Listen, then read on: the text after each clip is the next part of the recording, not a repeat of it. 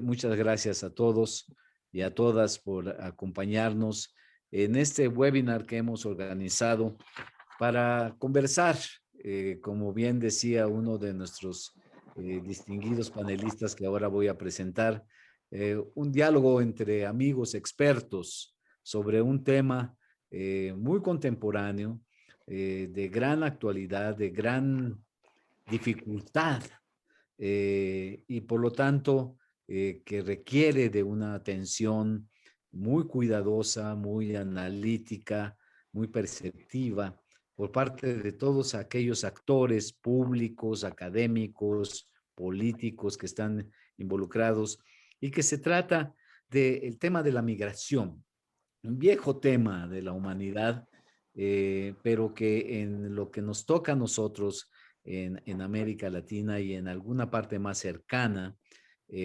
Centroamérica, tiene una vinculación muy importante con México y con los Estados Unidos. Entonces, hemos organizado este seminario, este diálogo, esta conversación con muy distinguidos economistas que amablemente han aceptado ofrecernos sus reflexiones, su experiencia sobre esta temática y estamos seguros que todos vamos a salir enriquecidos de conocer sus puntos de vista acerca de el complejo caso de la migración, incluyendo a México, Centroamérica y los Estados Unidos. Quiero eh, presentarles, decirles a ustedes que nos acompaña Michael Piore. Tiene un problema con su cámara, pero él está ahí. Es un distinguidísimo economista norteamericano, profesor del MIT, esta distinguidísima también institución académica en los Estados Unidos y en el mundo, y un hombre que ha trabajado de manera muy acuciosa estos temas de la migración, entre otras temáticas que son de su interés. Entonces, le doy la bienvenida a Michael. Tenemos una traducción, espero que esté él conectado a la traducción simultánea que tenemos, pero de verdad le agradezco muchísimo a Michael su tiempo y su disposición, su generosidad para acompañarnos y desde la perspectiva norteamericana, pero también más allá de sus fronteras, ofrecernos sus puntos de vista sobre este tema de la migración México, Centroamérica y los Estados Unidos. Nos acompaña también Hugo Beteta. Hugo Beteta también él es guatemalteco, pero hace muchos años que reside en México, ya lo hemos adoptado. Él es ingeniero de origen, pero la economía lo ha traído, lo ha encantado y preside la sede subregional de la Comisión Económica para América Latina, que conocemos todos dentro del sistema de las Naciones Unidas como la CEPAL, una institución paramétrica, yo diría, para conocer los problemas de distinta índole que afectan la vida social, económica y política de la región. Entonces, tener a Hugo con nosotros es realmente un privilegio porque él trabaja, él preside la sede subregional de México, pero también a Centroamérica. Está bajo su encargo, están todos los temas centroamericanos y por lo tanto él tiene una visión muy profunda y muy fáctica, además del análisis de los problemas y los números que acompañan este tema de la migración. Y también, de verdad, es un honor para nosotros, un gusto tener con nosotros a Clemente Ruiz. Clemente Ruiz es bueno, yo quiero tomarme la libertad de decir que para mí es un gran amigo, pero también un distinguidísimo colega economista de la Facultad de Economía que ha recorrido el mundo estudiando una variedad de temas muy significativos y un gran entusiasta. Él es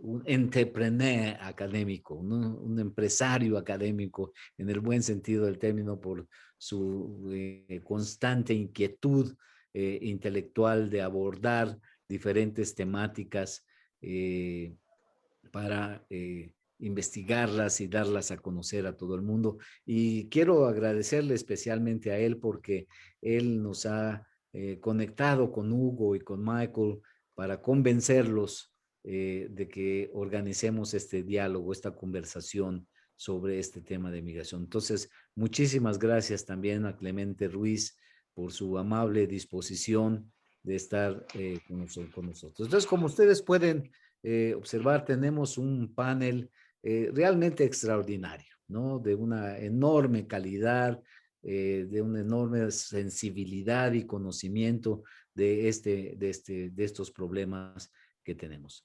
Y que hoy, yo mencionaba al inicio que los hombres y mujeres, la humanidad ha migrado desde siempre, ¿no? La migración siempre ha sido un fenómeno de la humanidad. Pero en el caso más específico que hoy estamos tratando, Centroamérica, México y los Estados Unidos, esta problemática que no es exactamente nueva, ¿no? Tiene ya también una cierta historia. En los últimos años se ha tornado, ha tomado tonalidades realmente graves, de gran repercusión política, incluso particularmente entre México y los Estados Unidos, porque México sirve como, además de los mexicanos que migran a los Estados Unidos en cantidades realmente muy significativas, los centroamericanos, particularmente de lo que se conoce como el Triángulo del Norte de Centroamérica, que es Honduras, Nicaragua, Honduras, El Salvador y Guatemala, perdón, pasan por México para llegar los Estados Unidos. Y no es extraña esta reacción o esta actitud. Los Estados Unidos es visto como una meca de mejores niveles de ingreso, de mejores niveles de bienestar y además de un espacio que libera sobre todo a los centroamericanos, no solamente de los graves problemas económicos que viven en zonas de pobreza, en niveles muy amplios de la población, sino además de otros asuntos también de gran relevancia, como son la violencia, el desplazamiento por motivos del crimen organizado, el tráfico de drogas, en fin, toda una problemática que los obliga,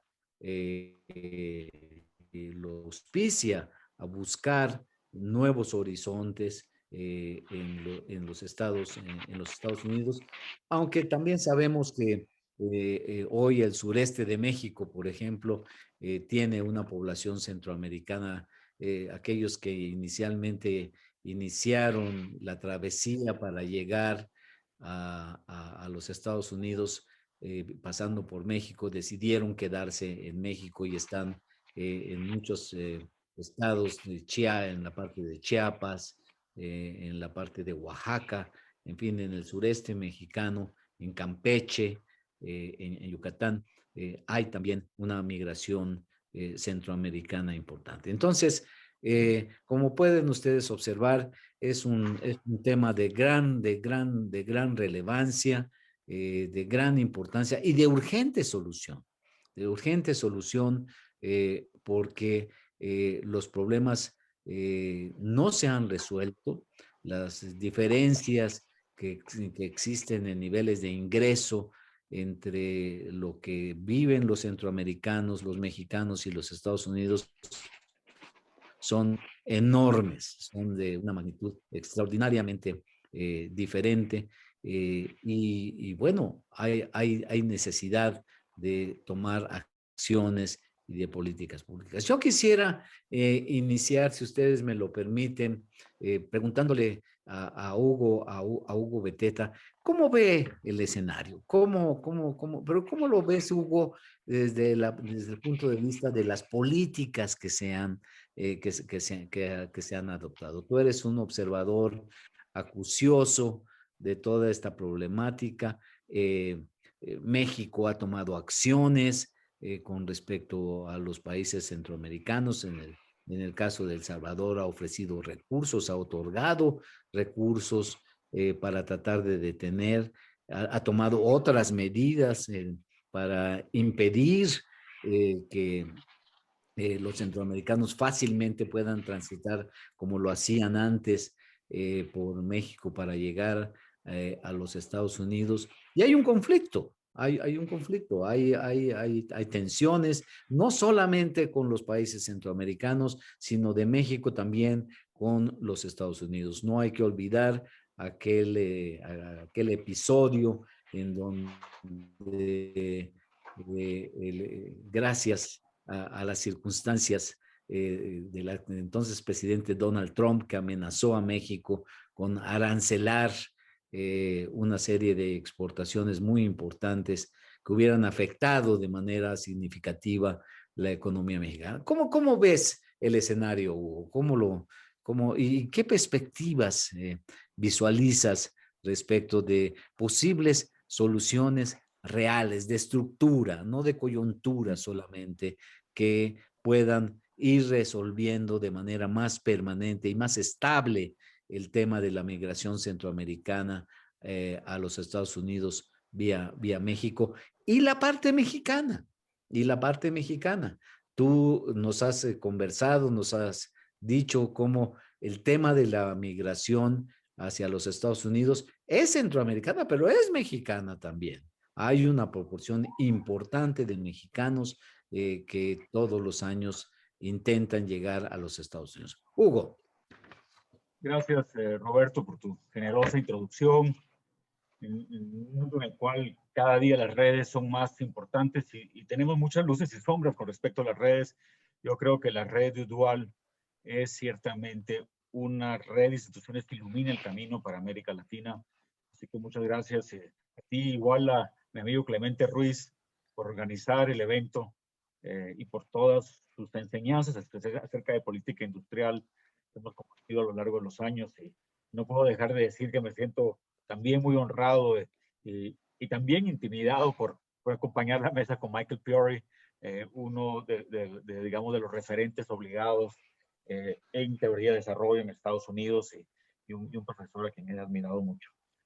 Creo que es muy importante partir de un entendimiento sobre las causas de la migración. Ahí voy a comentar un poco dónde está México en este momento en su relación con Centroamérica y Estados Unidos. Pero en el caso mexicano, diversos análisis sugieren que la migración no documentada hacia Estados Unidos está muy influenciada por la demanda laboral de Estados Unidos, por supuesto, y por la existencia de redes familiares que aceitan un poco la llegada de trabajadores no documentados al ingreso al mercado laboral americano. Ciertamente todo esto está influenciado también o enmarcado en una transición demográfica mexicana, donde ya hay un envejecimiento de la población y también menos jóvenes, con lo cual, digamos, estas presiones demográficas son muy diferentes de las que vive en el país, Guatemala u Honduras, por ejemplo.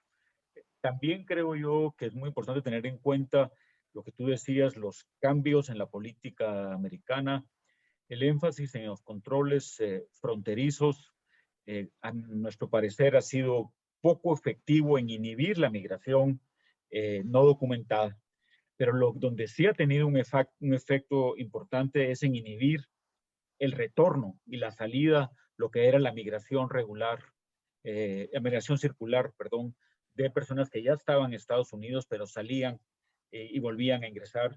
Entonces, ha habido un efecto neto de acumulación, dado que siguen entrando personas no documentadas, pero cada día está más difícil salir para volver a entrar de nuevo. Y ha habido un efecto neto en la población con pocos derechos realmente en Estados Unidos, tanto de Centroamérica como de México. En el caso centroamericano, es muy evidente un patrón de desarrollo que se ha venido agotando, eh, fundamentalmente por escasa inversión en personas e inversión física también en la economía, y como tú ya lo dijiste, por una limitada seguridad personal y social, diría yo, que es generalizada. Las brechas de productividad entre Centroamérica y Estados Unidos se han mantenido por 40 años. Eh, y por supuesto, la violencia y el cambio climático como que magnifican estas situaciones. El legado del enfrentamiento armado interno, en el caso de El Salvador y Guatemala, pero también de mucha violencia política en su momento en Honduras, y cómo evolucionó en nuevas formas de violencia a los jóvenes urbanos, a las mujeres, y también, ¿por qué no decirlo?, la inestabilidad política muy evidente, digamos, en el caso especialmente de Nicaragua, pero con cierta inestabilidad en todos los países, han, creo yo, complicado un patrón de desarrollo que históricamente ha sido muy excluyente. En el caso de Centroamérica, como en el caso mexicano, la cercanía y la existencia de poblaciones asentadas en Estados Unidos favorece la migración, así como la demanda laboral de Estados Unidos, aunque en Centroamérica es menos central que en el caso de México. Eh, pero por supuesto, las presiones demográficas en el caso de Guatemala y Honduras son centrales. Ahí tenemos una población joven. En el caso de Guatemala se tienen que generar 300,000 empleos formales cada año solo para absorber la población que entra a la población económicamente activa, cada vez más educada, pero cada vez con menos oportunidades de trabajo formal. Entonces, estas causas creo yo que hacen pensar que estos fenómenos van a seguir por un buen tiempo.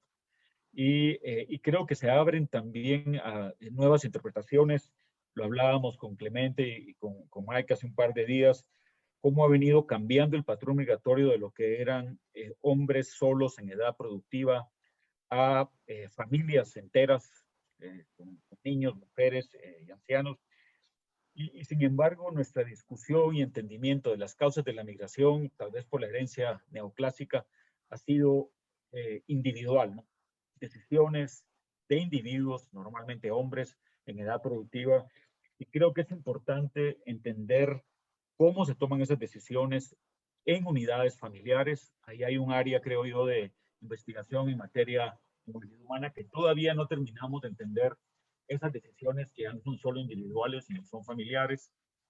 También la evidencia de los riesgos al cambio climático. En CEPAL hacemos las evaluaciones de los desastres. Recientemente hicimos la de la temporada de huracanes, especialmente ETA y OTA, que ha pegado duramente en Nicaragua, Honduras y Guatemala, pero también en El Salvador.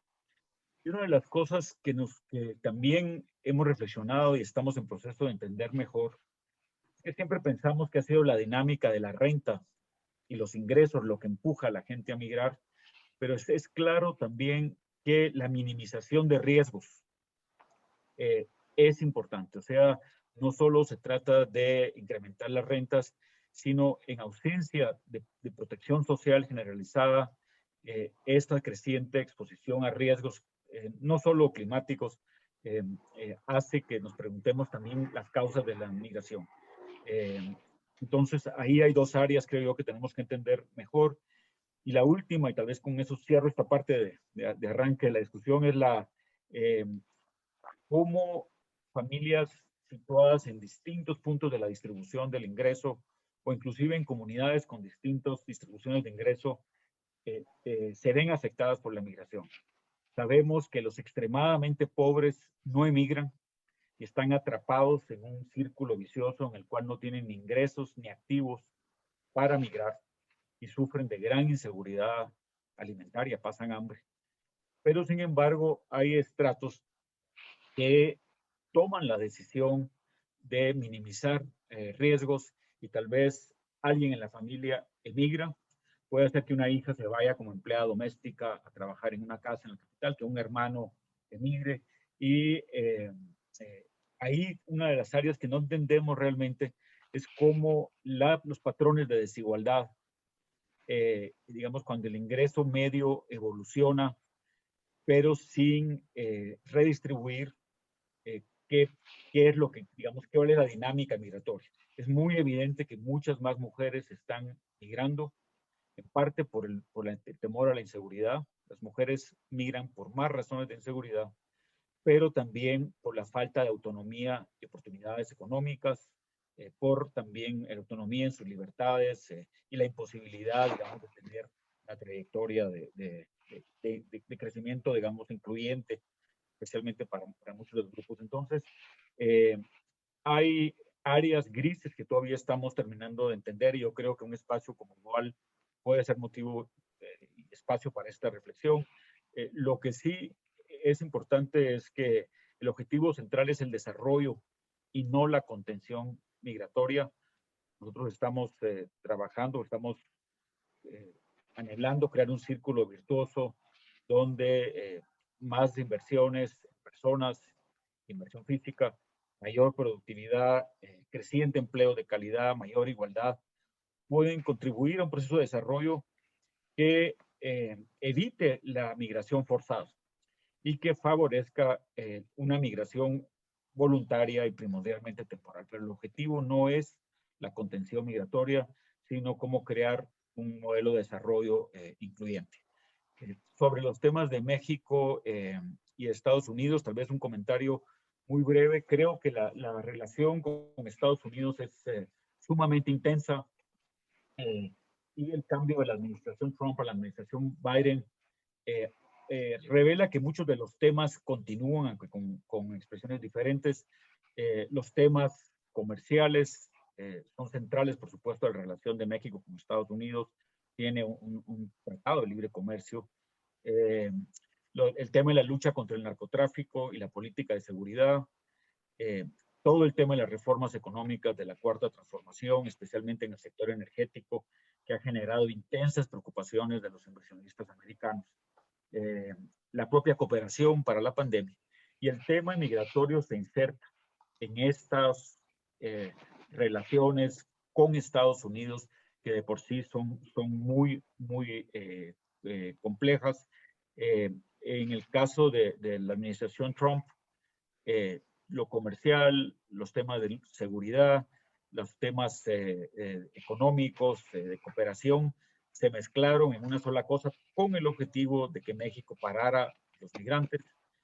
Históricamente estos temas habían tenido tracks separados y no sé si ese va a ser un legado indeleble, digamos, de la administración Trump, de usar cualquiera de esos canales con el objetivo central de controlar y restringir la migración hacia Estados Unidos. Y es sumamente preocupante que todos esos tracks se mezclen para ese objetivo, porque me parece que es en detrimento también de los intereses de México. Lo dejaría ahí con una primera intervención. Roberto, perdón por tomarme tanto tiempo, pero quería aprovechar para poner algunas de las bases de cómo lo estamos viendo en CEPAL. Oh, muchísimas gracias. Hubo una magnífica apertura, muy rica, ¿no? Porque, como bien tú dices, hay que tener una cabeza realmente y un entendimiento conceptual, analítico, mucho más amplio del que probablemente en algunos casos se ha usado de esta decisión individual de migrar y cómo es toda una estrategia que responde además a razones muy complejas para tomar este tipo de decisiones. Creo que esto apunta mucho hacia la necesidad no solamente de la mirada económica, que es fundamental, sino de la mirada sociopolítica, antropológica, que necesitamos conjuntar para entender mejor el problema de la migración. Y como bien tú dices, el problema no es detener a los migrantes, el problema es ofrecerles espacios en su propio lugar de origen, de bienestar, de desarrollo, porque migrar de verdad, yo he leído algunas historias de periodistas que hicieron la migración para relatar lo que vivieron y es terrible, es realmente una experiencia tremenda donde la vida se maneja en el filo de la navaja constantemente y bueno, aquella ilusión, ¿no? Que siempre los norteamericanos han difundido la tierra prometida del desarrollo y del bienestar y la riqueza. Los migrantes incluso viven muchas veces en condiciones muy difíciles, estando incluso ya en donde esperaban encontrar mejores condiciones. Entonces, una magnífica apertura, de verdad. Muchísimas gracias. Y que me sirve de puente para plantearle a Michael una cuestión. Ninguna economía, ninguna sociedad ha sido capaz de absorber grandes flujos migratorios, ¿no? Esto, esto creo que la historia ha demostrado que esto es posible. Bueno, los Estados Unidos tuvo una política, es un país de migrantes, se construyó con base a la migración, es un país multiétnico, realmente de una riqueza extraordinaria, como lo son también algunos otros países como Australia y demás. Pero, ¿cuál es la problemática entonces, Michael, en respecto de los migrantes centroamericanos? Es el tema de la magnitud que implica incapacidad de la economía norteamericana. Ya Hugo nos ilustraba cómo el mercado laboral es fundamental, ¿no? Para entender los flujos migratorios. Los migrantes van a trabajar y a trabajar a muchas cosas que los propios norteamericanos no quieren hacer.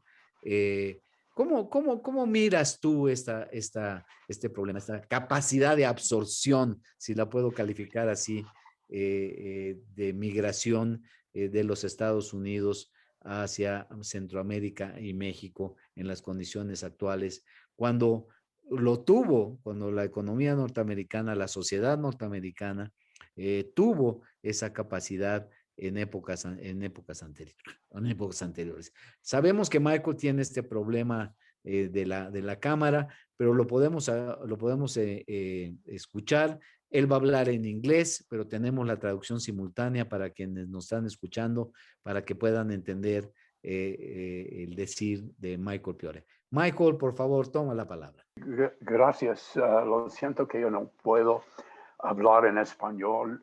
Espero que I can express myself in English. Espero poder expresarme bien en inglés. En primer lugar, quisiera agradecer mucho esta invitación para participar en este seminario. Preparándome para esta presentación, aprendí mucho de Hugo en este momento, pero a través de los años he aprendido mucho. Realmente soy un alumno de Clemente Ruiz. Entonces, les agradezco mucho estas lecciones que ya he aprendido a la hora de pensar en este tema. Creo básicamente que en términos de establecer o describir el fenómeno básico y los factores contribuyentes, considero que Hugo hizo un gran trabajo. Y lo único que yo agregaría son dos perspectivas diferentes. Por un lado, creo que al ver la situación actual, en particular al ver la política de la migración, uno tiene que reconocer que Estados Unidos está atravesando por una crisis existencial. Es una crisis existencial que involucra la pregunta de cuál es la identidad de Estados Unidos como país, como nación, pero al mismo tiempo trae a colación la identidad del país como nación, pero también la identidad de los miembros individuales del electorado o de las personas individualmente. Prácticamente todo está siendo dominado en nuestro país precisamente por esta cuestión, por esta pregunta. ¿Qué es Estados Unidos? ¿Cómo se define Estados Unidos? Desafortunadamente, la migración se ha convertido no únicamente parte de esta crisis existencial y de esta discusión, sino que hasta cierto punto se ha convertido en prácticamente el elemento central de esa discusión. Es así que, casi independientemente de la pregunta de cuál es el impacto práctico de las diversas políticas sobre las vidas de los inmigrantes o migrantes de manera individual y sobre todo el proceso de migración, yo diría que independiente de esto tenemos la narrativa que nos estamos diciendo nosotros mismos, lo que nos estamos contando nosotros acerca de la migración y acerca del significado que tiene ser estadounidense. Hay dos narrativas que compiten entre sí. Por un lado, tenemos la narrativa de Trump. Él se enfoca particularmente en el proceso de la migración mexicana a Estados Unidos y enfatiza las características de este proceso migratorio que son negativas. Esta sería la primera narrativa. La otra narrativa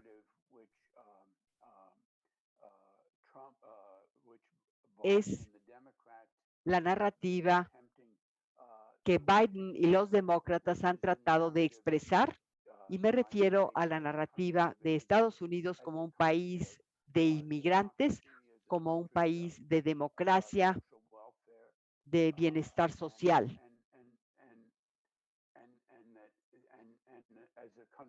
Y como un país que en cierto sentido está siendo definido o es definido por los migrantes. Creo que esta es la versión que se cuenta de la mejor manera, enfatizando la naturaleza de las familias de centroamericanos que están migrando y particularmente los niños no acompañados. Todo este debate que casi en ciertos sentidos está más allá con la vida cotidiana práctica de las personas que migran. Esto es lo que está dominando la discusión política.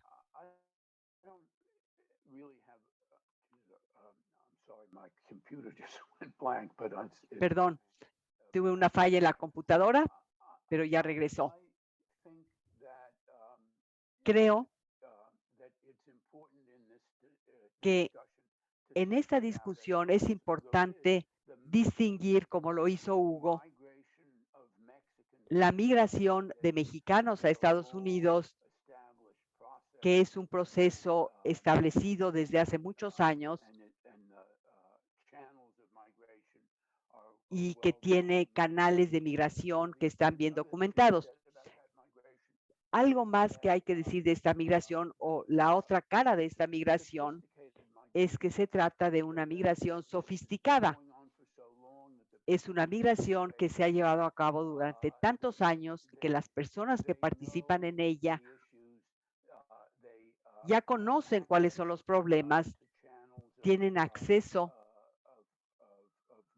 a canales migratorios y ya tienen contactos en Estados Unidos para ver perspectivas de trabajo en diferentes y conocen diferentes aspectos de la economía. Esto contrasta con la migración centroamericana, particularmente la migración de familias que es algo relativamente nuevo. Son personas, por decirlo así, con poca experiencia, personas que son víctimas de diferentes tipos de explotación. La vida práctica de estas personas incluye dos tipos de problemas políticos, por decirlo así. En términos de, pero antes de hablar de esto, simplemente quiero agregar un par de factores a lo que ya dijo Hugo. Es importante saber cuál es la composición demográfica de la población y vemos que cada vez más hay escasez de personas jóvenes que entran a la fuerza laboral y exceso de personas de edad avanzada que están saliendo de la fuerza laboral y que van a demandar cada vez más cuidados y más servicios a medida que van envejeciendo. Creo que por el momento, en este momento, hay lugar para migrantes y creo que hay lugar para las dos corrientes de migración. La migración que se ha llevado a cabo durante muchos años de mexicanos a Estados Unidos y también hay espacio para los centroamericanos que pudieran entrar a este proceso. Yo diría que el problema realmente no es la pregunta de si Estados Unidos puede absorber este tipo de migración. Creo que es importante reconocer que hemos tenido migraciones de este tipo anteriormente.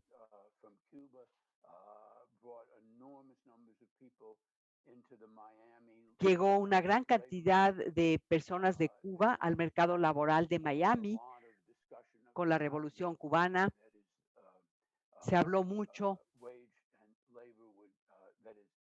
de si se trata de una fuerza laboral o de si la fuerza laboral estadounidense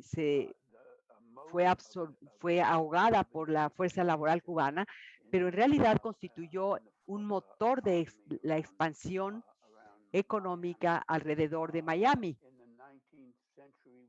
En el siglo XIX tuvimos migración de tipo familiar.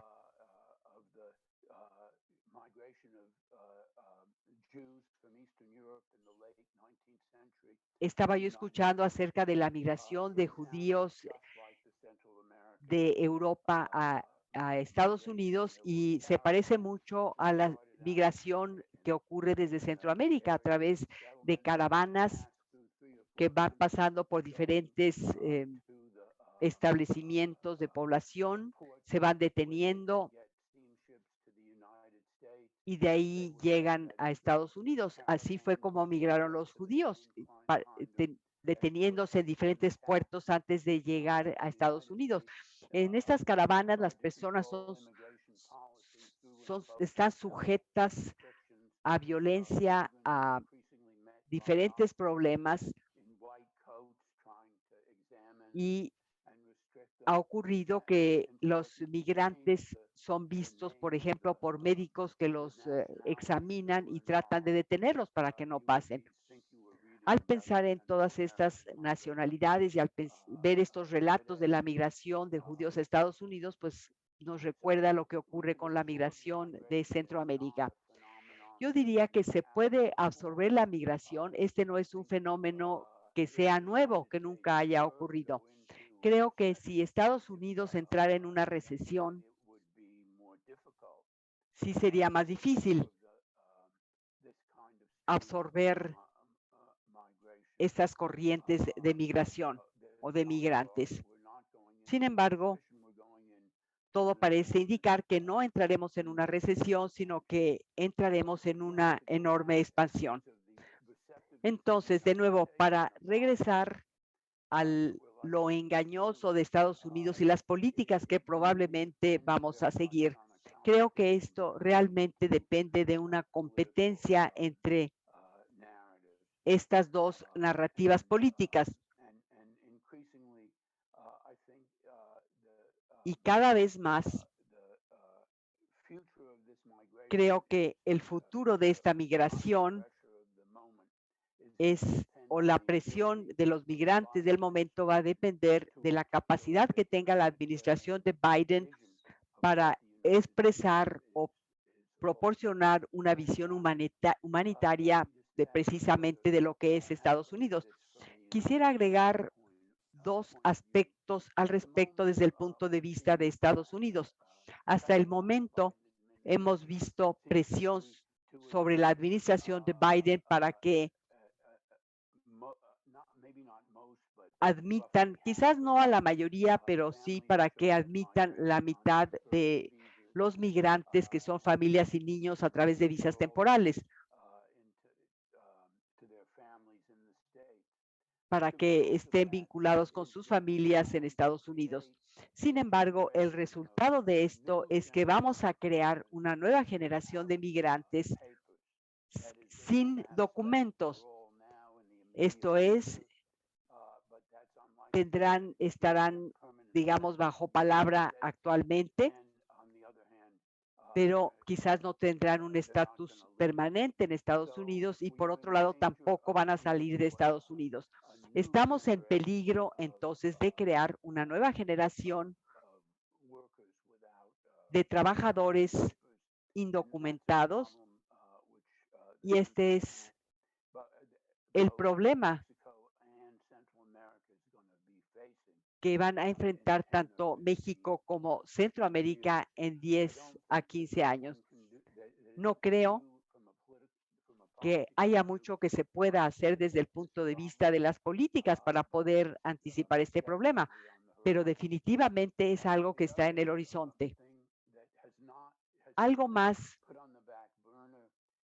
que se ha dejado a un lado en esta discusión actual, que se ha enfocado en Trump, México y ahora en la migración de países centroamericanos, es la migración de fuerza laboral calificada.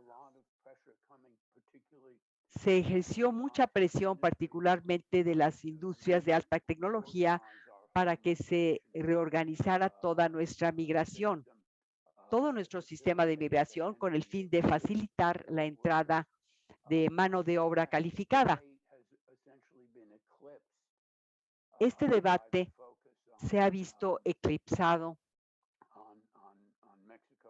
por el enfoque en México y Centroamérica en los últimos 2 años y es poco probable que desaparezca. Entonces, ¿qué es lo que va a ocurrir cuando este conjunto de problemas sean puestos sobre la mesa? Esto está relacionado con otro conjunto de problemas que tienen que ver con la movilidad. Creo que nos estamos dando cuenta cada vez más, los economistas, de que ha habido una declinación en el curso de la posguerra en la probabilidad de movilidad ascendente en Estados Unidos. ¿Y qué es lo que va a ocurrir entonces con la segunda generación de los migrantes actuales establecidos en Estados Unidos? ¿Sus hijos estarán dispuestos a aceptar el tipo de trabajos que felizmente aceptaron sus padres?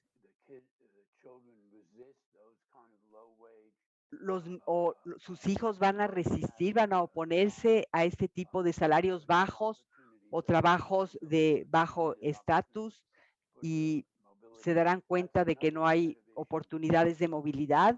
Este es otro conjunto de problemas que se pondrán sobre la mesa y que se pueden rastrear retrospectivamente y encontraremos sus raíces en la manera en que estamos manejando los problemas de la migración en este momento. Creo que tan difíciles como los problemas que estamos enfrentando en este momento, pues están saliendo del escenario unos problemas, pero tendremos nuevos problemas que serán igualmente difíciles de abordar y de resolver en la siguiente generación. planteamiento que nos hace entender que otra vez un poco algo que decía en la intervención de Hugo Beteta, como otro tipo de variables, esto que tú me enfatizabas de las visiones políticas, ¿no? Que son visiones sociológicas de definición de cómo debe de ser la sociedad y que se establecen claras diferencias entre lo que el discurso, la narrativa, como tú le llamas, que tenía el gobierno de Donald Trump respecto de los migrantes a la que tiene actualmente el gobierno de Biden, de los demócratas. Es realmente notable, ¿no? Porque, como tú dices, sí hay capacidad, ¿no? Sí hay capacidad, por lo menos en la actualidad, las perspectivas económicas de los Estados Unidos no son recesivas, son de expansión y sí hay capacidad de absorción de esta fuerza de trabajo, que además tiene, como tú decías también, bien estas diferencias caracterológicas, es decir, no es lo mismo los migrantes que hacen trabajos de bajo nivel o que están mal pagados, en fin, o que son muy simples, a una migración más sofisticada, intelectualmente con mayores capacidades, que responden a otras demandas y a otras necesidades de de los mercados laborales. Muchísimas gracias por esta magnífica exposición que nos has dado de este panorama y que rompe con este mito, ¿no? Bueno, no sé si es necesariamente un mito, yo creo que sí es una dificultad y Europa también ha venido observando estos problemas de la migración africana hacia de Medio Oriente hacia Europa, de si una sociedad puede no solamente económicamente, sino socialmente, sociológicamente, aceptar otra cultura, otras costumbres, otras visiones, otras prácticas de vida dentro de su sociedad. No, esta ecuación no se resuelve linealmente, si la puedo calificar de esa manera. Quiero pasar aprovechando toda esta magnífica información que nos han proveído Hugo Beteta y Michael Priore, preguntarle a Clemente, las políticas públicas, Clemente, tú eres un hombre de la macroeconomía y aquí hay cuestiones importantes. Ya Hugo planteaba, me parece, un tema fundamental. El asunto no es detener, no, el objetivo principal no debe ser detener a los migrantes, cerrando las fronteras, reprimiéndolos, aislando a las familias, separando a los niños de sus madres, en fin, toda una serie de medidas realmente draconianas, poco humanitarias.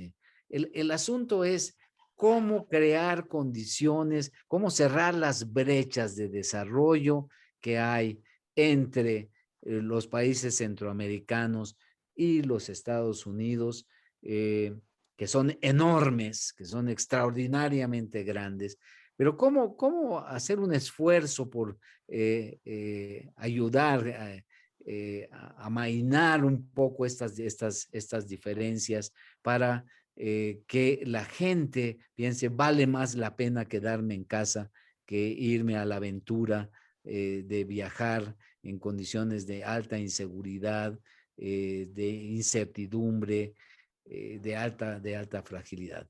Y lo digo porque todos hemos estado enterados de cómo México, el gobierno actual de México, ha ofrecido ya, incluso ha entregado recursos. Yo por lo menos estoy enterado de los recursos entregados al gobierno actual de El Salvador para generar condiciones de empleo, ¿no? En El Salvador. Pero bueno, esto nos lleva a muchas interrogantes.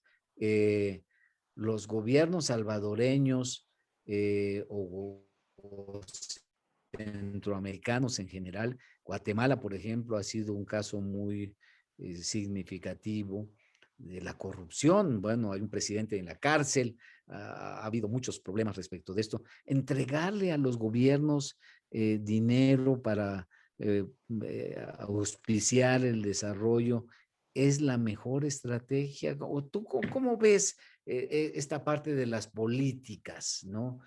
Para atender este problema que bien Hugo nos planteaba? No, estaba con el micrófono apagado. Muchas gracias por la invitación para participar en este webinar. Y yo creo que lo que tenemos frente a nosotros es lo que pudiéramos llamar las caras cambiantes de la migración. México ha sido un país que en los últimos 50 años ha tenido migraciones, unas ordenadas, otras desordenadas hacia los Estados Unidos. Es decir, recordemos en los años 50, ¿no? Cuando se echa a andar el programa de Bracero, ¿no? Entonces que se daba, ¿cómo se llama?, ciertas cuotas para que fueran a trabajar a Estados Unidos. Entonces eso fue evolucionando, ¿no? La migración nunca se frenó. Y entramos a la cuestión de llegar a una negociación con Estados Unidos con un tratado de libre comercio, ¿no? Y entonces la cuestión es crear prosperidad con un tratado de libre comercio, se suponía, para que los mexicanos se quedaran en casa. Lo que fue un hecho es de que la migración mexicana disminuyó. Entonces, esto, pues más o menos, ¿no? Lo que nos lleva a pensar es de que tal vez los que fuimos optimistas de que una renegociación del Tratado de Libre Comercio que se había planteado inicialmente nos pudiera llevar pues a un escenario similar al de Europa, ¿no? De integración de los mercados laborales, ¿no? Entre Estados Unidos, México y Canadá. Esa era hace 20 años, ¿no? Nuestra expectativa, ¿no? De que pudiéramos evolucionar, ¿no? De que no nos quedáramos estancados, ¿no? Simplemente con un tratado de libre comercio, sino de que hubiera flujo de personas y pudiéramos crear una zona de coprosperidad entre Canadá, Estados Unidos y México. Eso no se dio, pero lo que sí era cierto es de que se había disminuido la cantidad de migrantes que estaban fluyendo hacia Estados Unidos. Después, hace 20 años, también los mexicanos nos empezamos a preocupar por Centroamérica y no sé si recuerden ustedes el Plan Puebla-Panamá, ¿no? Es decir, era una visión de que pudiéramos integrar a las economías centroamericanas hacia una zona económica que fuera de prosperidad. No avanzaron las ideas, pero lo que sí, lo que quiero es en el colectivo, en el pensamiento colectivo que hemos estado creando a través del tiempo, podemos encontrar algunos parámetros, ¿no? Tal vez para poder estar diseñando una nueva estrategia de desarrollo para la migración. ¿Qué sucedió, no? Después vino una época de bajo crecimiento en México, pero de todas maneras había más oportunidades para los mexicanos y la migración se había diluido el problema, se había diluido, pero era constante, ¿no? Entonces, de repente llega esta situación con Donald Trump, en la cual las cuestiones no solamente avanzan, sino retroceden, ¿no? Es decir, hay un retroceso en todo este proceso. Hay un retroceso en el pensamiento de cómo llevar a cabo las cuestiones de la migración con Estados Unidos. Y México, yo creo que equivocadamente aceptó el papel de tercer país, ¿no? Seguro, para frenar la migración que venía de Centroamérica hacia Estados Unidos. Yo creo que es una aberración dentro de ese esquema, ¿no?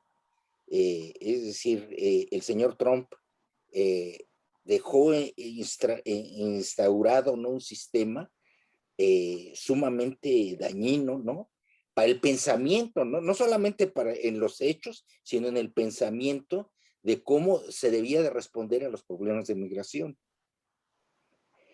Entonces, ahora estamos atrapados después de que se instauró esa cuestión, vino una crisis del COVID que es tremenda.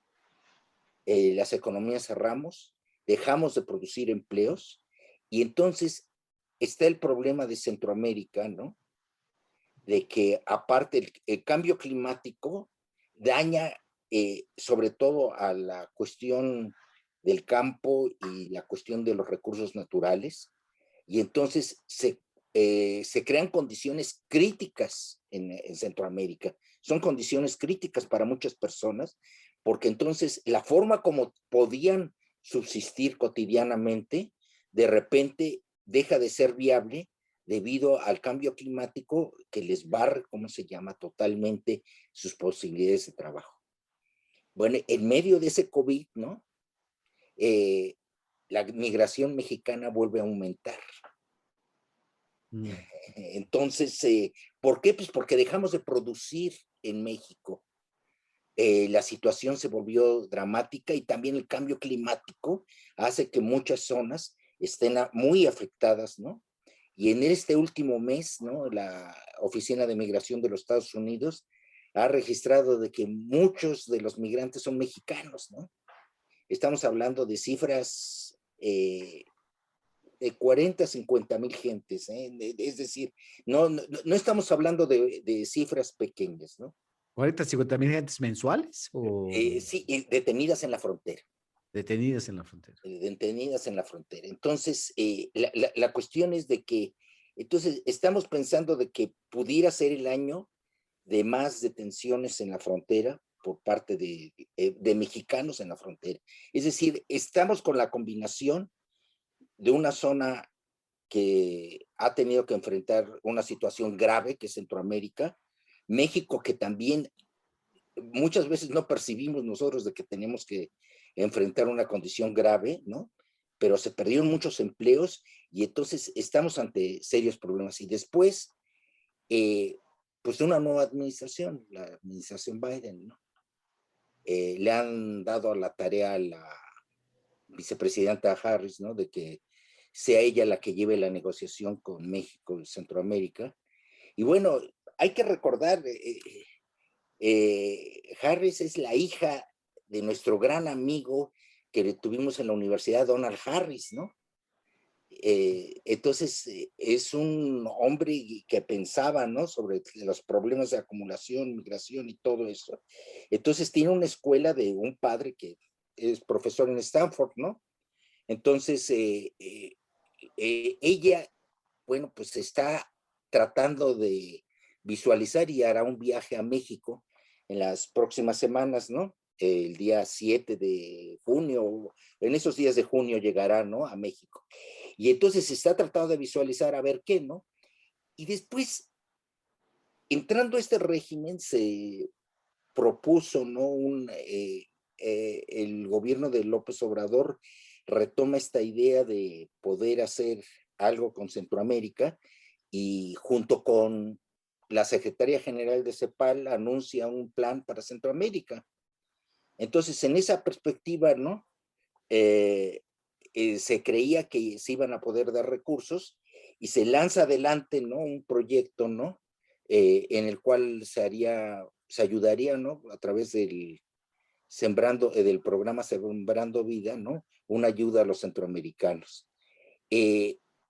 Bueno, eso está ahí, ¿no? Es decir, ahora la modalidad que quiso dar el presidente fue que dice que tengan ese programa y que después se les den visas, ¿no?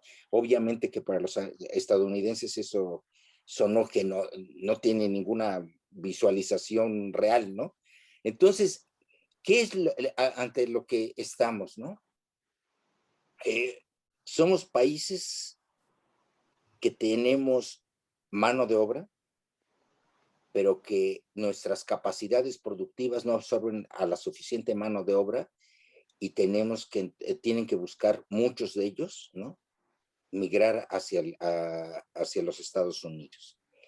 Entonces, la idea básica sería que debía de haber una reconstrucción de de México y de Centroamérica para que pudiéramos tener una visualización de poder aprovechar a nuestra gente, ¿no?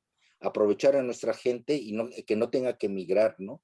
Entonces, esto creo que no lo estamos logrando, digo, por las cifras estas de la Oficina de Migración de Estados Unidos, no lo estamos logrando ni México ni Centroamérica. Y entonces las políticas que hemos instrumentado son insuficientes, pero insuficientes bajo cualquier perspectiva para que pudiéramos nosotros brindar las oportunidades de trabajo en México y en Centroamérica. Ahora, lo de Centroamérica es muy dramático porque la situación son niveles de vida muy bajos, sobre todo en países como Honduras, ¿no? Que ha sido muy dañado por el cambio climático. Y entonces la pregunta es, ¿qué es lo que se puede hacer ahí, no? Indudablemente que la primera pregunta, pues, es lanzar un proyecto de ayuda masiva para Centroamérica, podría ser útil, ¿no? Y entonces, lo cual el presidente Biden no ha querido decir nada, simplemente lo único que hizo fue corregir la cifra de migrantes que pueden aceptar durante el primer año de su administración, pero los recursos, ¿no? que se pretende dar a Centroamérica para efectos de poder ayudar a estos países a crear condiciones, parece ser que no son, ¿no? Y después, México, en la administración anterior, ¿no? Pretendía crear en la frontera, ¿no? Zonas económicas especiales, ¿no? Como un mecanismo para ayudar al sur, ¿no? Que lo tenemos tan descuidado, ¿no? El sur. Entonces, esto ronda sobre la cabeza del nuevo gobierno, ¿no? Retomando la idea, ¿no? Que se hizo en la administración anterior, de crear una zona de coprosperidad en la frontera junto con Guatemala y todo esto. Entonces, yo creo que estamos entrampados en la perspectiva de que lo que se tiene que hacer no es atender la migración, sí atender a las personas, pero entonces lo que tenemos que tener es un proyecto de más largo plazo, ¿no? Para la relación de México, Estados Unidos, México, Centroamérica, ¿no? Y cómo podemos atender la emergencia, ¿no? Entonces, la cuestión de la emergencia es dar recursos ahorita o de qué manera se les va a dar, siguiendo esto de los planteamientos del presidente, que es más insuficiente desde cualquier perspectiva, pero o seguir un camino mucho más ambicioso de tener una visión conjunta de México, Centroamérica, Estados Unidos. Entonces lo dejaría ahí para, pues, debatir un poco con Hugo y con Mike, ¿no? Muchas gracias. Bueno, tenemos algunas preguntas además que nos han empezado a llegar. Y una de ellas tiene relación, me la han hecho a mí, pero yo se la quisiera poner a Hugo, porque él es el que tiene mucho mayor conocimiento de estas, de estas cosas, y que tiene que ver con alguna expresión tuya, Clemente, en tu intervención. Necesitamos cambiar el modelo, ¿no? La CEPAL ha estado insistiendo sobre una modificación de lo que yo podría llamar el modelo equivocado de inserción que tuvimos a la globalización. Hay maneras diferentes de insertarse a las cosas y a los procesos ya. Y yo creo que escogimos uno que ha traído mayor polarización, mayor exclusión, mayor desarrollo de la pobreza, ¿no? Y la CEPAL ha insistido en cosas como la igualdad, la necesidad de la distribución para crear mejores condiciones de crecimiento. ¿Cómo aplicamos esto en Centroamérica, Hugo? ¿Qué significa? ¿Cómo se traduce? ¿No? La pregunta a la que ya hago alusión se refiere a eso. ¿Cómo se traduce esto en la política pública? Porque efectivamente no solamente tenemos el problema de los migrantes, tenemos gobiernos en Centroamérica que no sé si responden necesariamente a estas visiones. Y luego tengo otra pregunta para Michael, que también ya nos ha llegado. Hugo. No, bueno, excelente pregunta, muchas gracias. Bueno, primero creo que es esencial recordar que lo que estamos hablando es un cambio de modelo, y yo creo que es lo que decía Clemente, un camino es mucho más ambicioso. Y un cambio de modelo también en el momento que vivimos, que es un cambio de época, donde estamos en medio de un acelerado cambio tecnológico, también cambios fuertes en materia de riesgos climáticos, por supuesto que que se exacerban por la pandemia, que de por sí trae frustración entre los jóvenes, más demandas de la clase política. Yo como lo veo que ese cambio de modelo requiere tener claridad en dos o tres cosas. Uno es que eso tiene que responder a cambios en el modelo de acumulación que ya se están dando, que a su vez van a requerir también importantes cambios en el régimen de bienestar, un régimen universalista, basado en derechos humanos, en un régimen vinculado al empleo permanente, que era la visión, digamos, del siglo pasado. Y esto requiere un liderazgo esencial del Estado. Y ahí hay una diferencia. Nosotros no pensamos que el mercado lo pueda hacer solo, espontáneamente. Entonces, cuando se habla de que son gobiernos corruptos, entonces lo que tenemos que hacer es que las ONGs y el sector privado lo hagan. Lo que estamos haciendo, creo yo, es una visión de demasiado corto plazo, porque este camino mucho más ambicioso requiere fortalecer las capacidades del Estado para transitar y orientar este cambio en el régimen de acumulación, para orientarlo a bienes públicos, y también la construcción de un régimen de bienestar renovado. ¿Qué fue lo que hizo Biden para el tema fiscal? 80,000 millones de dólares para fortalecer la Agencia de Administración Tributaria en Estados Unidos. Él no dijo, miren, vamos a terciarizar el cobro de los impuestos o desaparecer el SAT. Tenemos que tener instituciones públicas fuertes para el desarrollo. Entonces, creo yo que ese es un debate que tiene implicaciones prácticas para estos temas. También con respecto a la cooperación internacional en los países de Centroamérica nunca ha representado más del 1% del presupuesto de la nación. Ni aún en lo más alto de la guerra, que era cooperación militar.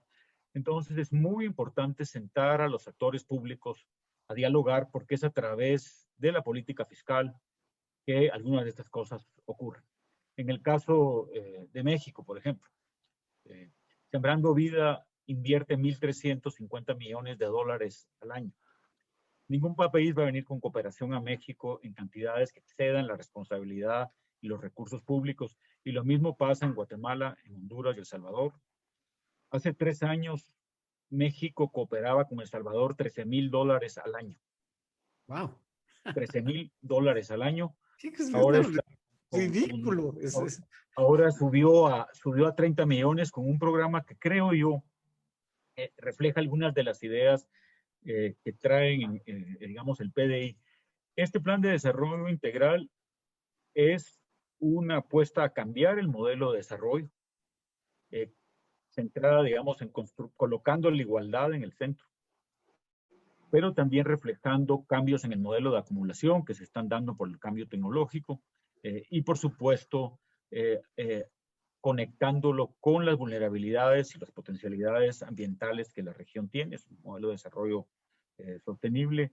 Entonces, en ese sentido, sí es un plan de desarrollo son 45.000 millones de dólares, lo que nosotros estimamos que era invertir. Alguna gente dirá, esto es muchísimo. Las remesas en los 3 países del Triángulo Norte son 23.000 millones de dólares al año. O sea, eso equivale a la inversión de 2 años de remesas.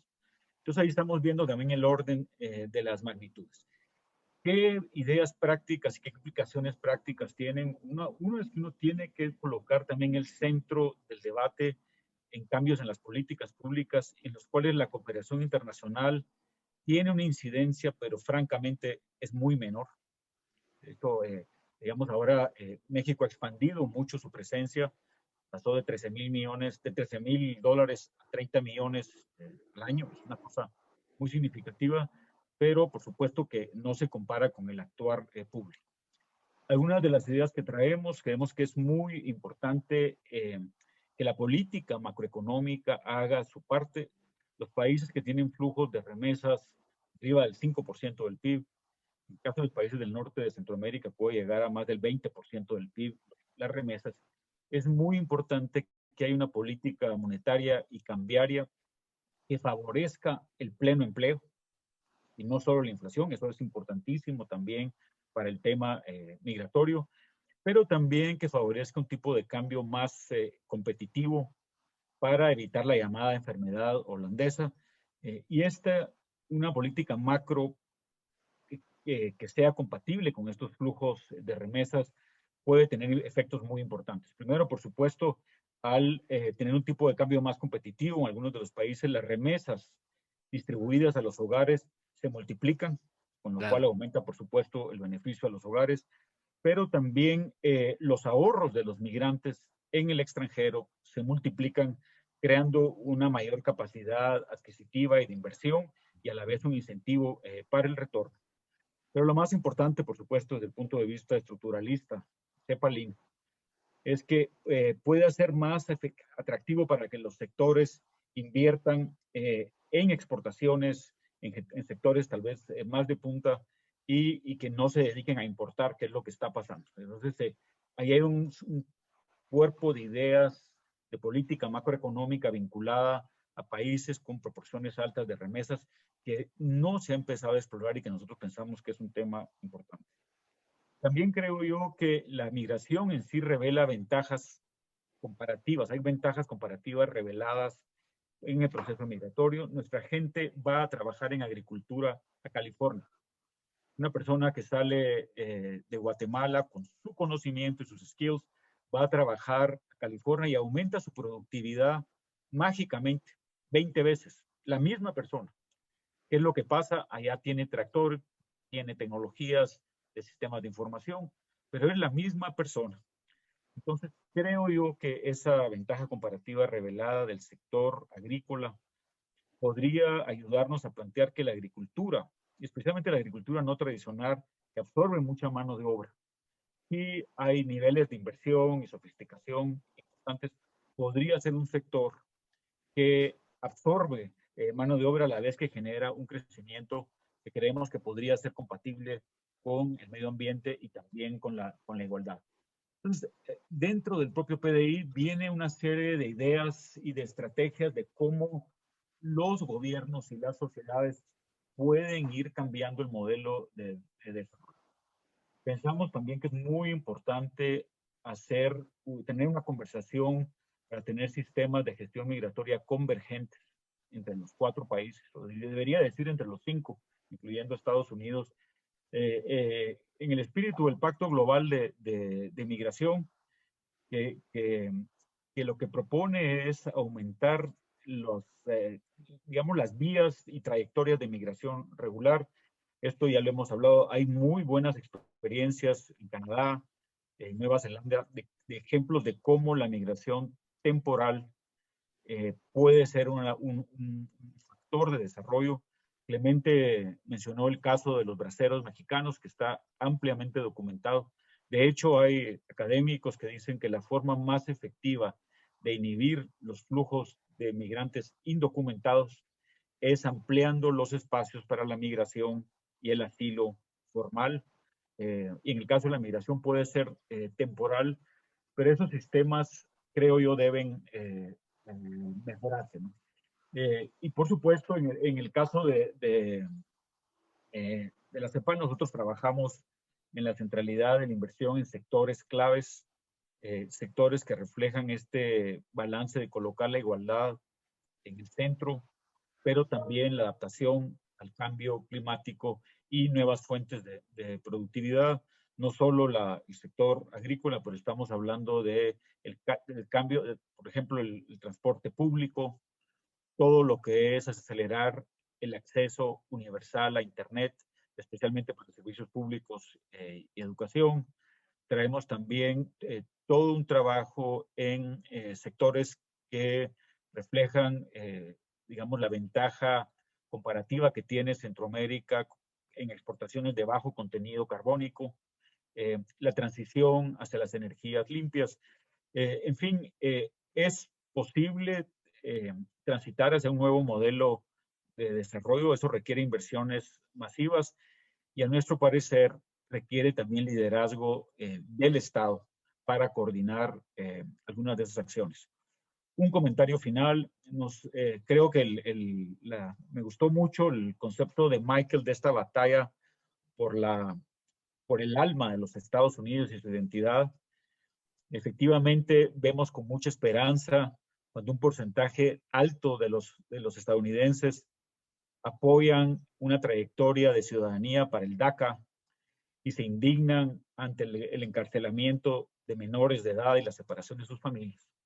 Aunque vemos, digamos, también con mucha preocupación cómo el Partido Republicano se ha movido a volverse un partido de nacionalistas blancos, que excluyen no solo a los latinos, sino a los negros también, y a los asiáticos, y a los afroamericanos.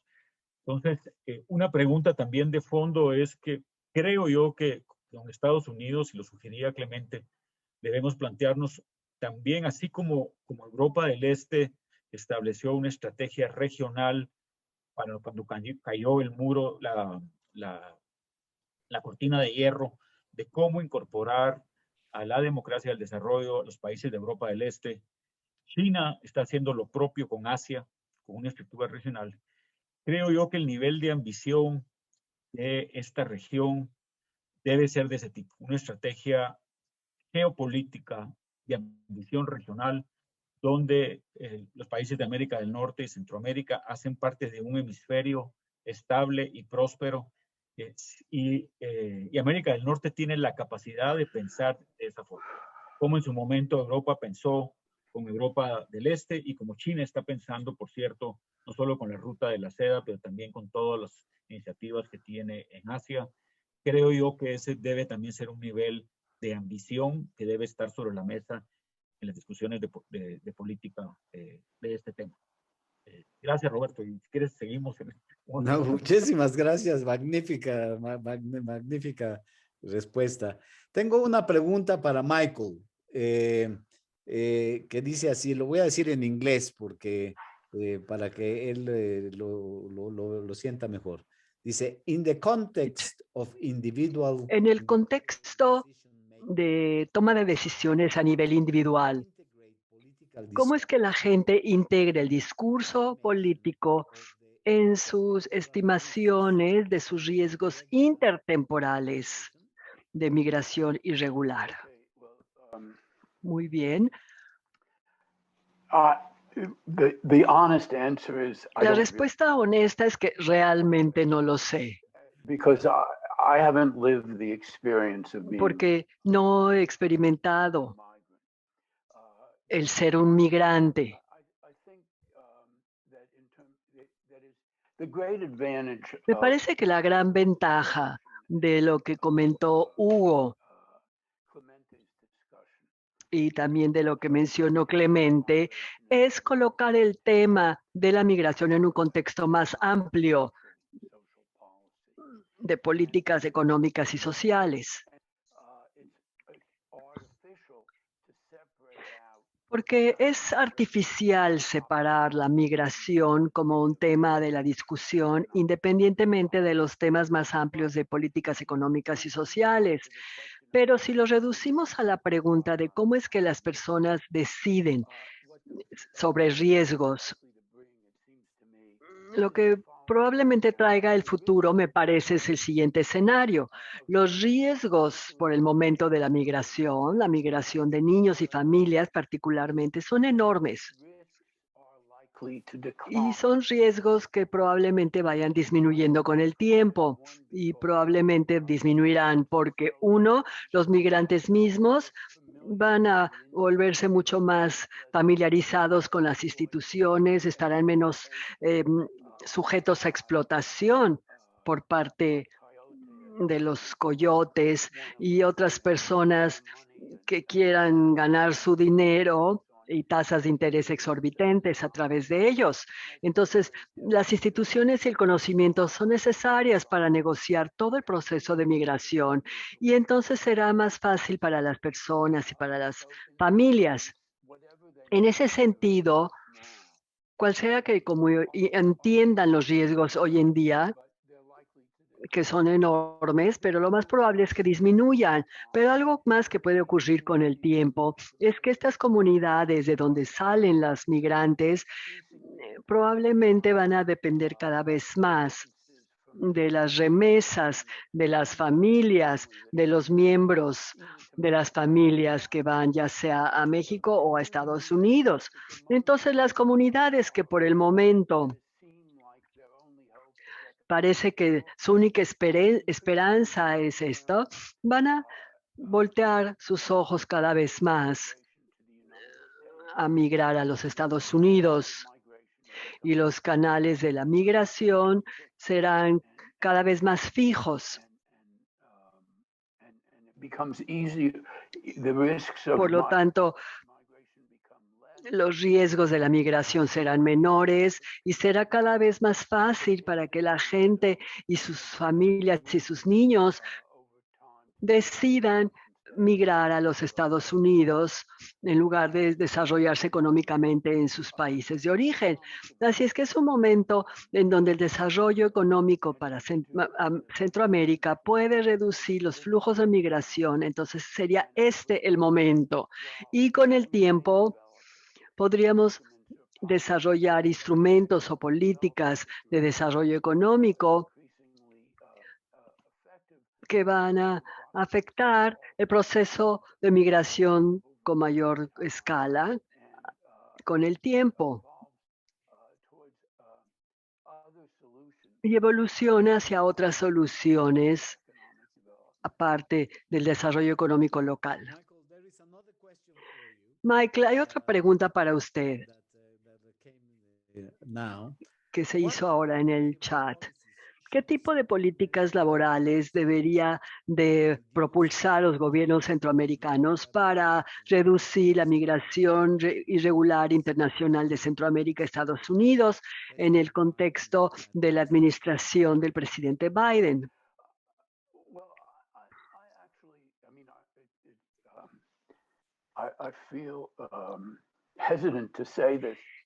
Me siento dudoso en decir lo siguiente, pero siento que estos problemas, estos temas no pueden resolverse a través de políticas locales laborales.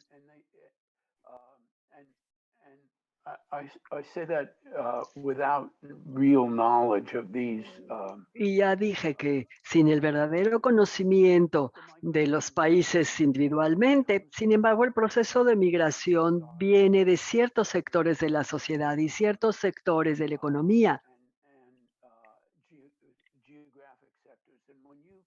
Sectores geográficos. Y al crear esas nuevas políticas, en la medida en que sí se crean nuevas políticas, tienden a ir a sectores de la sociedad y sectores de la economía y áreas geográficas que no son la fuente de la migración. Hablábamos de migración, especialmente en Washington y la administración de Biden, es que toda Guatemala y todo El Salvador están migrando a Texas. Y en la realidad, la migración viene de sectores particulares. Así es que el tema de la distribución de las políticas públicas que mencionó Hugo se convierte en algo realmente crítico. Y en cierto sentido, es la desigualdad en estos países. No nada más es desigualdad entre personas, sino es desigualdad. Y eso aplica a cada país, a todos los países, especialmente en el proceso de desarrollo. Existe desigualdad en la distribución de bienes públicos, así como en el bienestar económico. Así es que una de las cosas que aprendí de Hugo el otro día es que la tasa de crecimiento en Honduras y en Guatemala es grande comparada con la tasa de crecimiento histórica del resto del mundo, es más de 4%. Entonces, no la tasa de crecimiento misma, sino la generación de bienes económicos, que es realmente lo que está en juego en el proceso de migración, sino la distribución de estos bienes dentro del país mismo.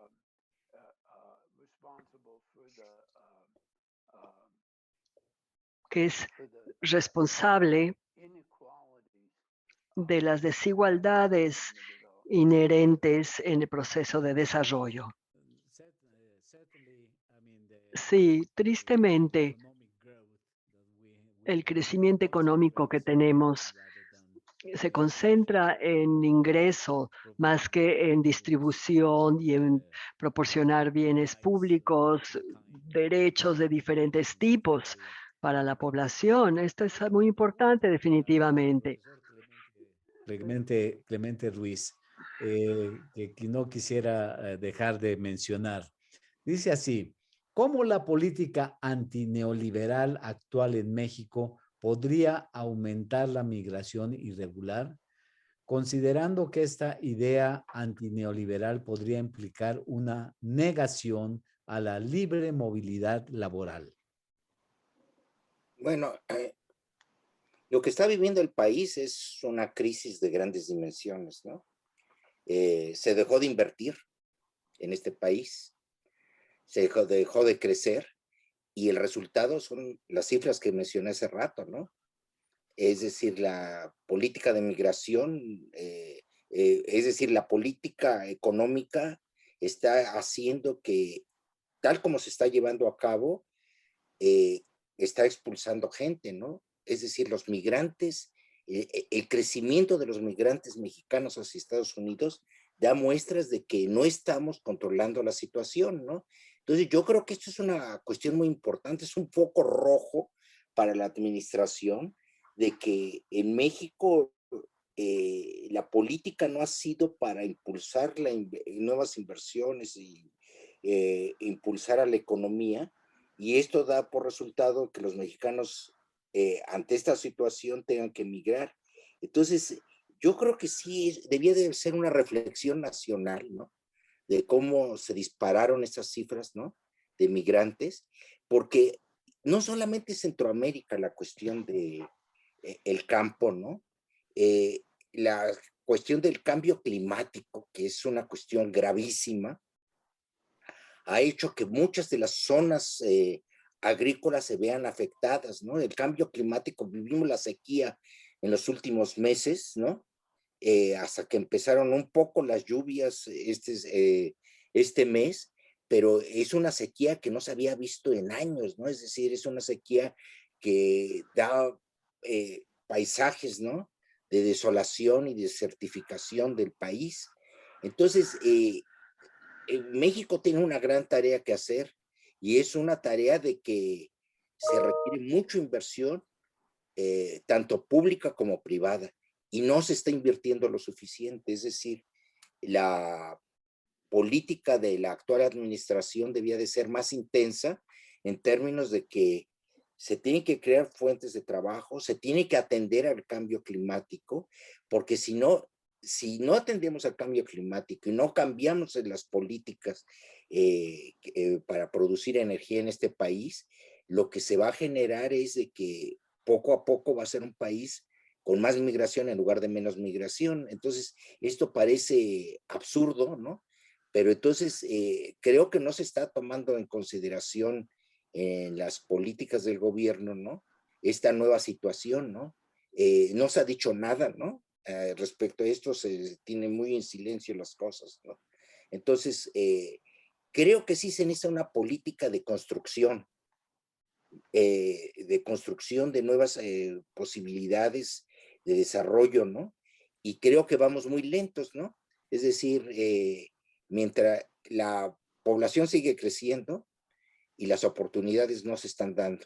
Entonces, la única respuesta es una fuerte inversión que, bueno, pues se tiene que hacer tal vez reforma fiscal, pero ya vimos lo que le pasó a Colombia, tenemos que hacerla bien, porque la situación es sumamente difícil, ¿no?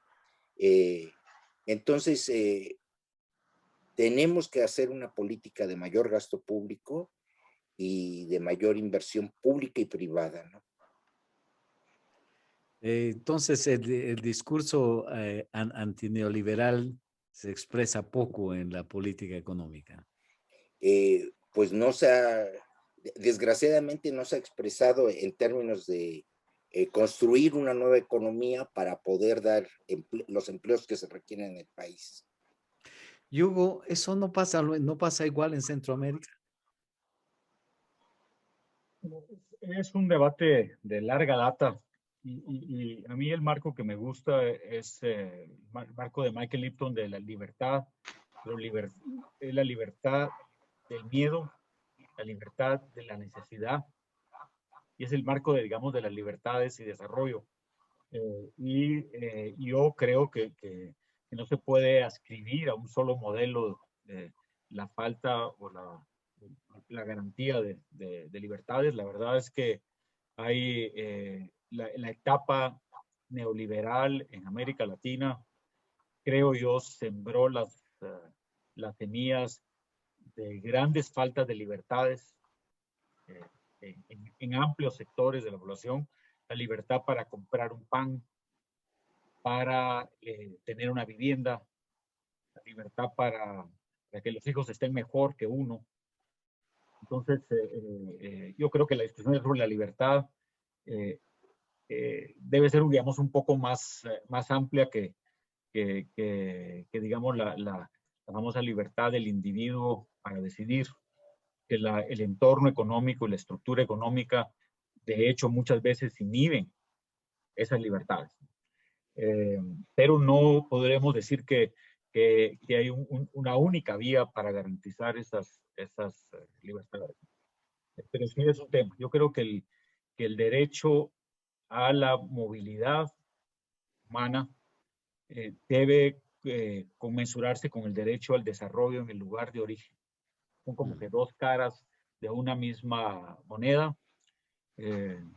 Digamos, parte del bloqueo a Cuba, Estados Unidos lo implementó para que sus jóvenes no pudieran viajar a Cuba. Una inhibición, digamos, que en América Latina por mucho tiempo nosotros nunca tuvimos, podíamos viajar a donde queríamos. Pero creo yo que el derecho al desarrollo en el lugar de origen, que ha tenido evoluciones muy, muy interesantes recientemente con el derecho a la ciudad, por ejemplo, en el cual México ha sido un proponente muy avanzada en la conceptualización del derecho a una vida digna en ciudad. Pero eso por supuesto tiene su contraparte en el derecho humano a moverse. Roberto arrancaba su introducción recordándonos que todos en realidad descendemos de una mujer africana que se paró y quiso ver qué era lo que había más allá, la famosa Lucy, que originó, digamos, el flujo migratorio que conecta a todo el mundo hoy.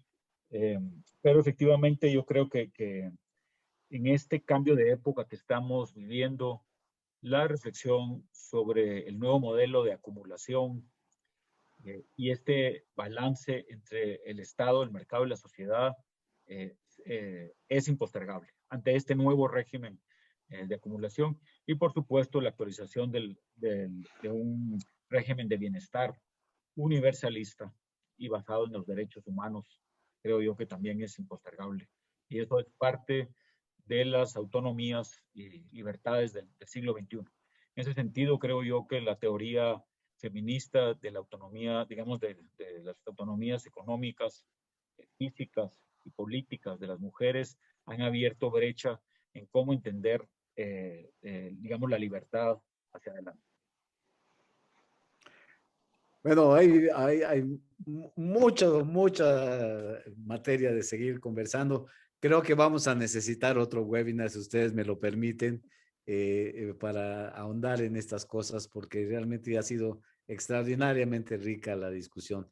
Yo quiero solamente agradecerles de verdad profundamente su disposición, sus ideas, su experiencia para tratar este tema con el público que nos ha acompañado el día de hoy.